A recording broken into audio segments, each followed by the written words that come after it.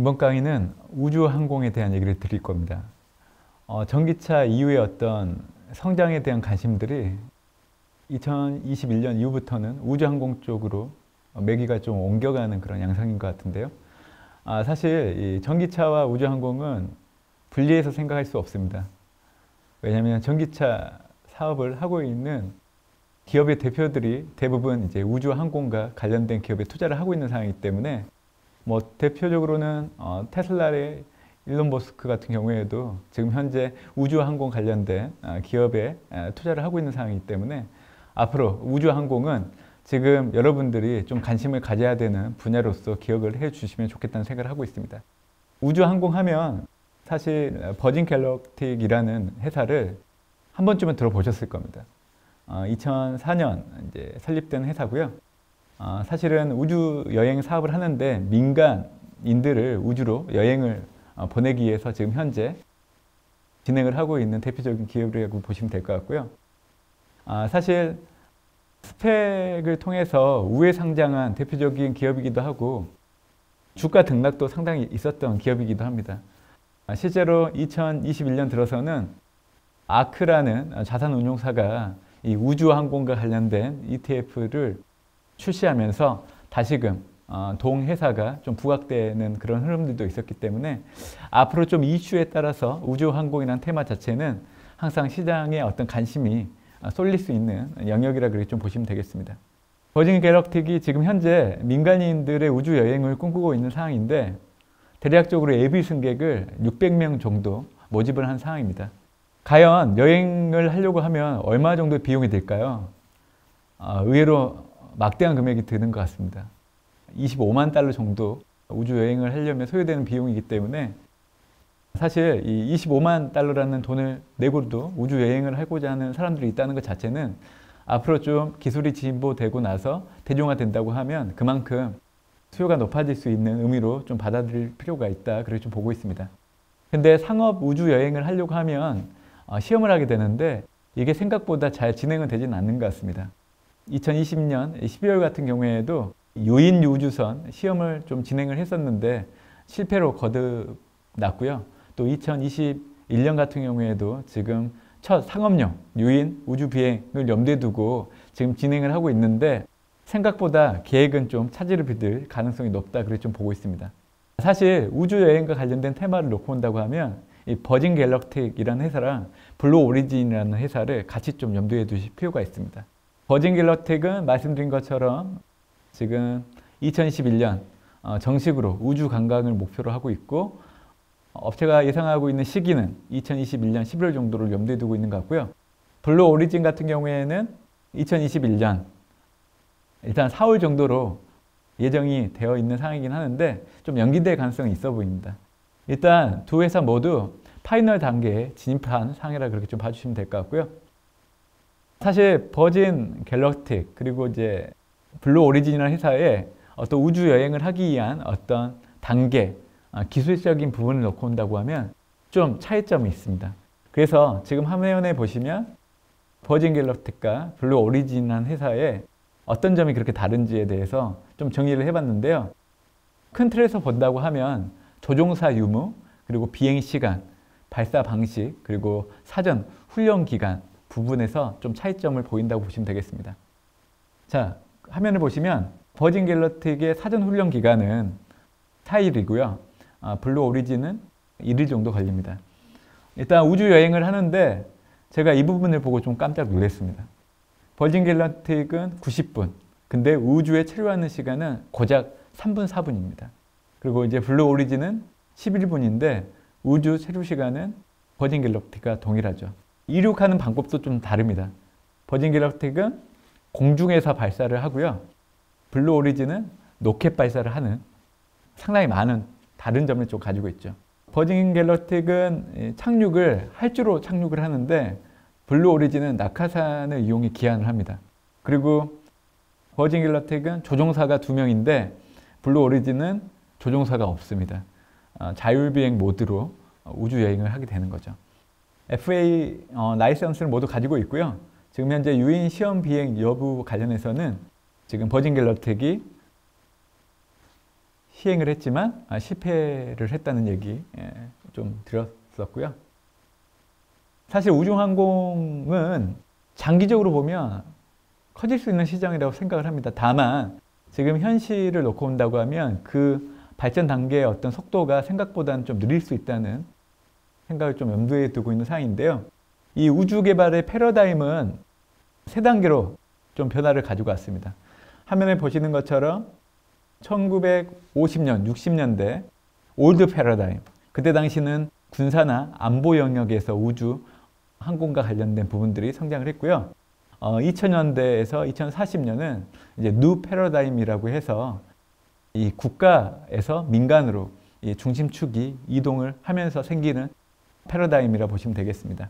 2040년에서 2100년 좀 먼 기간이긴 하는데 이제 넥스트 패러다임이라고 해서 이 우주 항공이 인류 문제를 해결하는 역할을 할 걸로 보고 큰 세 가지 방향에서 변화를 보일 거라고 그렇게 예상을 하고 있는데요. 실제적으로 이 뉴 패러다임에 들어가는 구간에서 놓고 본다고 하면 이 스페이스 관련된 스타트업 기업들이 2015년 이후부터 본격화됨에 따라서 사실 뉴 스페이스 시대가 개막을 했다고 보시면 될 것 같습니다.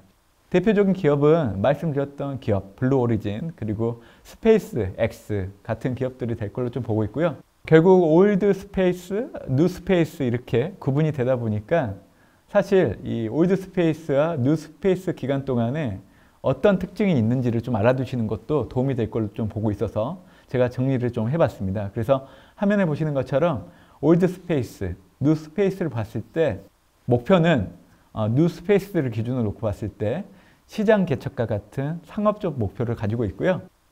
기간으로 따지면 단기적인 기간을 좀 추구하는 게 있습니다. 그리고 주체는 민간 기업이 되고 있고요. 또 비용 측면에서 놓고 본다고 하면 고비용보다는 저비용을 좀 추구하는 그런 부분들이 있습니다. 그리고 자금의 출처도 중요하죠. 이 상업자본, 민간 자본들이 들어와서 지금 현재 우주 항공과 관련된 진행을 좀 하고 있고요. 어떻게 보면 자율적인 경쟁을 통해서 현재 형성이 되어 있고 어떻게 보면 혁신성 그리고 위험을 감수를 해야 되기 때문에 어떻게 보면 테슬라의 오너인 일론 머스크 같은 사람들이 스페이스 X라는 우주 항공 업체를 만들어서 투자를 하고 있는 상황이라 그렇게 좀 보시면 되겠습니다. 주요 시장은 재사용 로켓 그리고 우주 강물 채굴, 우주 관광 정도로 압축을 할 수 있을 걸로 좀 보고 있고요. 대표적인 기업들 계속 언급되고 있는데 스페이스 X, 블루 오리진 정도로 보시면 되겠습니다. 사실 우주 항공과 관련된 시장이 어떻게 성장할 건지에 대한 수치는 각기 다릅니다.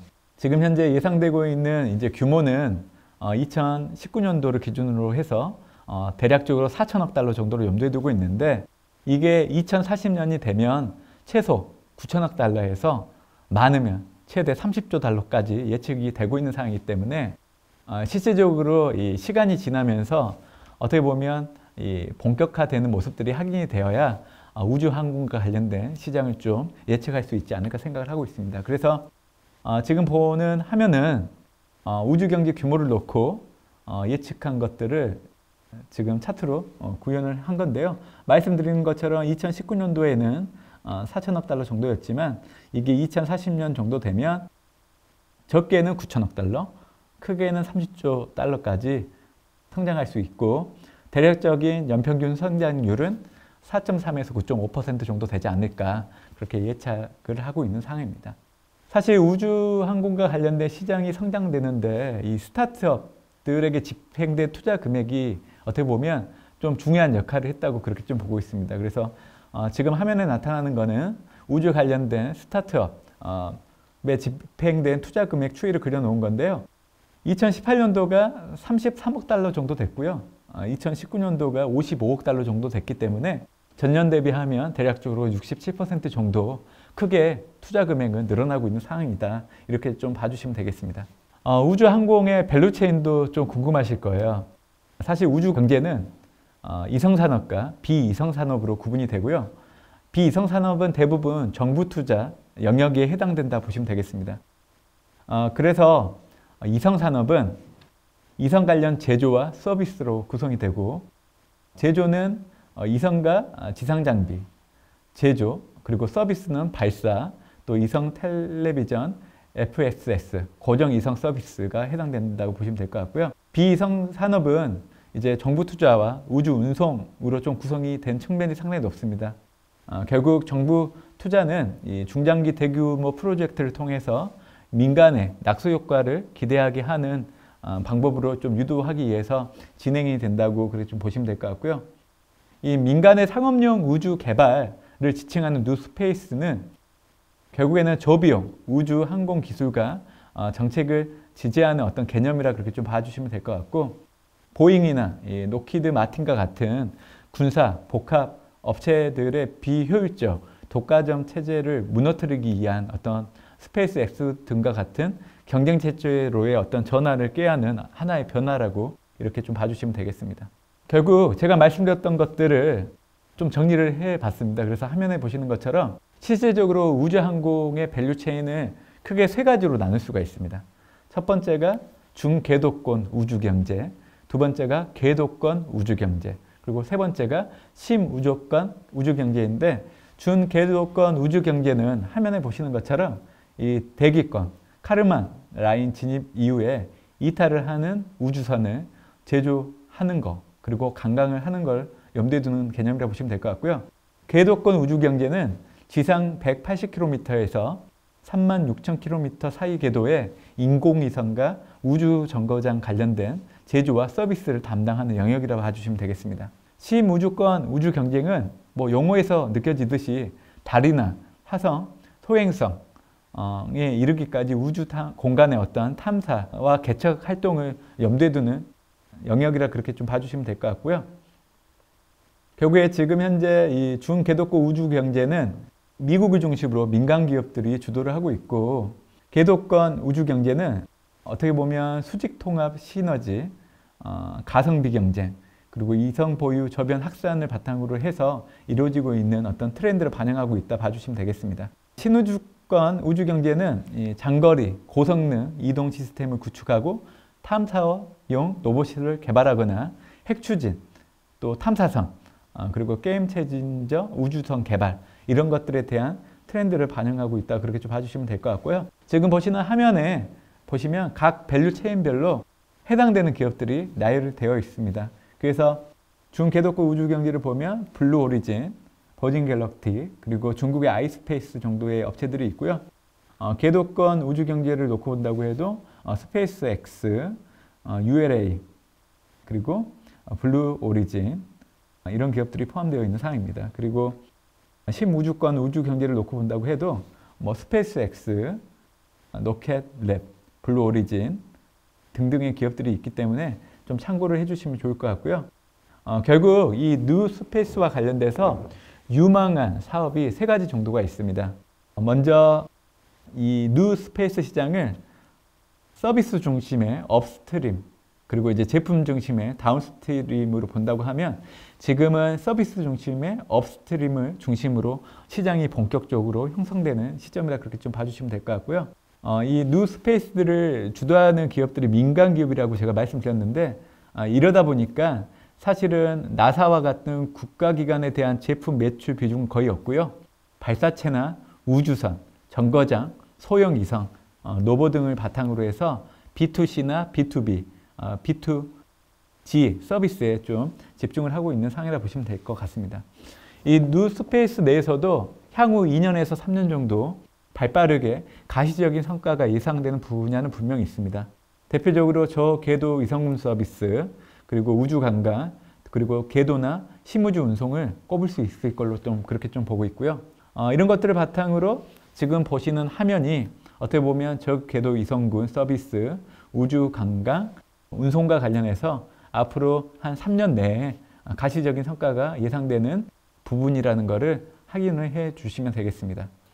지금까지 우주항공과 관련된 어떤 시장이 성장할 수 있다는 부분들, 그리고 밸류체인에 대한 얘기를 좀 드렸었는데요. 지금부터는 어떤 기업들이 있는지 좀 얘기를 드리려고 해요. 근데 비상장 기업들이 대부분입니다. 그래서 지금 당장 여러분들이 우주항공과 관련된 기업들을 투자를 하실 수는 없어요. 그래서 결국에는 ETF를 통해서 좀 투자를 하셔야 될 것 같고요. 비상장 기업들 중에 뭐 스페이스X 가장 유명한 기업들이죠. 테슬라 창업자 앨런 머스크가 2002년도 설립한 민간 우주 기업이라 보시면 될 것 같고요. 사실 이 언론 보도를 놓고 본다고 하면 앨런 머스크의 지분이 최소 54% 정도는 될 걸로 좀 보고 있는 상황입니다. 그리고 스페이스X가 비상장이긴 하는데 지금 가장 크게 투자를 한 투자자가 구글입니다. 그래서 이 구글이 2015년도 피델리티와 함께 투자를 했기 때문에 이 스페이스X 같은 경우에는 나중에 이 우주항공과 관련해서는 좀 잠재적인 성장성에 대해서 이 제도권에 있는 기관들이 눈여겨보고 있는 상황이긴 하다. 이 얘기를 좀 드리고 싶은 상황이고요. 블루 오리진은 이 테슬라의 일론 머스크가 스페이스X를 설립했다고 하면 이 제프 베조스라는 아마존 창업자가 설립한 민간 우주 기업이라 보시면 될 것 같습니다. 사실 제프 베조스가 2021년 이 아마존 CEO 자리를 사입은 했죠. 그런데 사임하고 나서 향후의 어떤 계획이 이 블루 오리진에 집중할 걸로 좀 밝히고 있는 상황이기 때문에 어떻게 보면 앞으로 이 아마존 그리고 제프 베조스 그리고 블루 오리진이라는 회사라는 걸 놓고 봤을 때 앞으로 우주 관광이나 우주 수송 서비스 관련해서 블루 오리진 또한 스페이스 X와 더불어서 한 축을 이룰 수 있는 가능성은 분명히 있을 걸로 그렇게 좀 보고 있는 상황입니다. 특히 블루 오리진 같은 경우에는 궁극적으로 인간이 우주에서 거주할 수 있는 인프라를 구축하는 게 목적이고요. 사실은 화성 이주를 목적으로 하는 스페이스 X와의 어떤 접근은 좀 차별점이 있는 상황입니다. 메이드 인 스페이스 역시 비상장 기업이고요. 어떻게 보면 이 기업은 우주 3D 프린팅 업체라고 보시면 됩니다. 무중력 공간에서는 3D 프린팅 구현이 상당히 어려운 부분들이 있습니다. 근데 매우 고도화된 기술력을 가지고 실질적으로 구현을 하고 있기 때문에 메이드 인 스페이스라는 기억을 해주시면 좋을 것 같고요. 노켈랩이라는 기업이 있습니다. 그 기업명에서도 느껴지듯이 사실은 이제 경량 엔진이나 탄소 섬유를 사용하는 어떤 로켓 재활용 이런 부분들의 혁신 기술을 도입하면서 저비용 우주 시대를 개막하는 데 좀 영향을 주고 있는 기업이라 보시면 될 것 같고요. 소형 로켓 이주의 어떤 제품 포트폴리오를 가지고 있는 강점을 살려서 저궤도 위성부터 금성 3사 위성까지 어떻게 보면 다양한 영역까지 진출하려고 노력을 하고 있는 상황이라고 보시면 되겠습니다. 문 익스프레스는 전설적인 천문학자 칼 세이건의 제자가 만든 회사인데요. 사실은 2016년도에 그 민간 기업의 최초의 달 탐사를 승인받은 기업입니다. 그래서 사실은 좀 많은 관심을 받긴 했었는데 아직까지는 뚜렷한 어떤 성과가 없는 상황이라고 봐주시면 되겠습니다. 시에라 네바다 코퍼레이션 같은 경우 역시 비상장 기업이라 보시면 될 것 같고요. 미국과 영국 그리고 이제 독일과 터키의 생산 공장을 가지고 있는 민간 우주항공 방위업체라고 보시면 되겠습니다. 일단 기술력이 좋습니다. 항공우주나 방위 산업에 사용되는 우주선 그리고 항법장치, 감시, 통신 이런 분야에서 좀 탁월한 기술력을 좀 가지고 있는 상황이고요. 공공기업이나 민간기업 M&A를 통해 가지고 사실 다수의 기업들을 인수합병하면서 성장을 해온 기업이라는 특징도 있다는 것을 기억을 해주시면 좋겠습니다. 다음 기업은 막사라는 기업입니다. 사실은 이성솔루션, 선도 기업이라 보시면 될 것 같고요. 지구의 98%를 커버할 수 있는 이성 인프라 시스템을 보유한 기업이라고 보시면 되겠습니다. 그런데 2020년 8월에 재무구조 개선을 위해서 우주노보 사업을 일부 매각한 부분은 약간 제가 보기에는 좀 이 기업을 분석할 때 좀 점수를 낮게 줬던 이유로 좀 얘기를 드리고 싶은 부분들이 있고요. 버진 갤럭틱, 제가 시작할 때 말씀드렸던 것처럼 버진 그룹의 계열사로서 우주 여행 사업을 영위를 하고 있는 기업입니다. 2019년도 10월에 스펙을 통해서 뉴욕 증권거래소에 상장이 된 기업이고요. 코로나19로 인해서 좀 급락을 했었지만 이 아크사의 우주항공 ETF가 출시되면서 기대감으로 인해서 다시 한번 또 주가가 올라가고 있는 모습이라고 보시면 되겠습니다. 그리고 뉴멕시코에 스페이스포트라고 해서 어떻게 보면 이 우주항을 보유를 하고 있는 것도 하나의 특징이라 보시면 되겠습니다. 그리고 제가 록히드 마틴이라는 기업에 대해서도 설명을 좀 드렸습니다. 이 록히드와 마틴사가 합병으로 해서 설립된 기업인데요. 사실 세계 최대 우주항공 방위산업체라고 보시면 되겠습니다.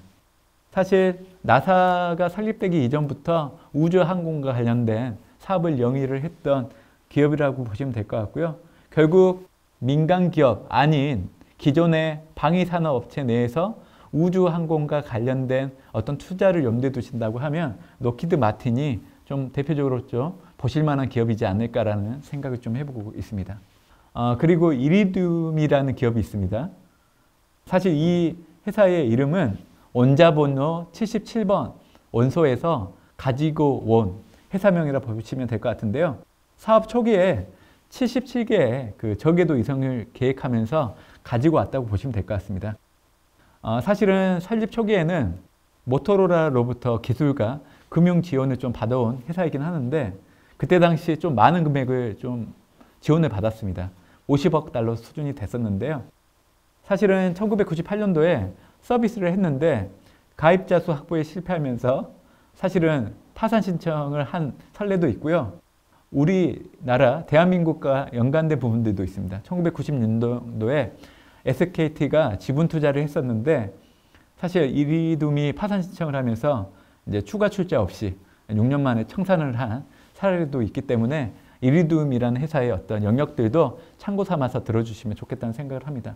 자, 지금까지 우주항공과 관련된 기업들에 대해서 얘기를 해드렸고요.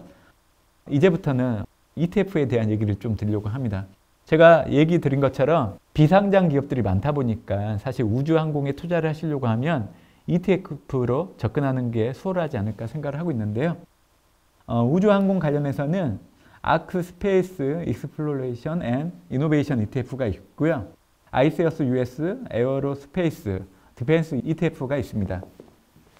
총 자산을 보면 아크사 우주항공 ETF는 상장된 지가 얼마 되지 않아서 총 자산 규모가 좀 작습니다. 대신 아이세어스사 ETF 같은 경우에는 지금 현재 총 자산 규모가 상당히 큰 편이죠. 그래서 아크사는 상장된 지가 얼마 되지 않았기 때문에 그 부분을 염두에 둔다고 하면 아이세어스사의 우주항공 ETF를 먼저 좀 접근해 보시는 게 좋을 것 같고요. 나는 아크사라는 자산 운용의 어떤 혁신을 염두에 두고 물론 우주항공에 투자를 하겠지만 아크 자산 운용을 한번 믿어보겠다 이런 생각이 있다고 하신다고 하면 뭐 아크 자산 운용의 우주항공 ETF를 뭐 염두에 두시는 것도 그렇게 나쁜 선택은 되지 않을 걸로 좀 그렇게 보고 있습니다. 실제적으로 제가 우주항공과 관련된 기업을 말씀드릴 때 사실 비상장 기업들이 많다고 얘기를 해드렸고요. 기껏해야 상장된 기업이라고 하면 대표적으로 록히드 마틴 정도로 좀 언급을 해드린 부분이 있습니다. 제가 참고 삼아서 화면에 보시는 것처럼 지금 현재 상장된 우주항공 관련된 기업들의 리스트를 좀 준비를 했는데요. 여기 보시면 익숙한 기업, 보잉, 록히드 마틴, 노스럽 그로먼, 엑슨, 그리고 버진 갤럭틱 이런 기업들이 있습니다. 그리고 그 이외의 기업들 같은 경우에는 아직은 우주항공과 관련해서 대표적인 기업들은 아니기 때문에 좀 참고 삼아서 봐주시면 좋지 않을까 생각을 하고 있습니다. 지금까지 우주항공과 관련된 얘기를 좀 드렸고요. 이 다음 강의에서는 최근에 부각되고 있는 메타버스와 관련된 내용을 말씀드리도록 하겠습니다.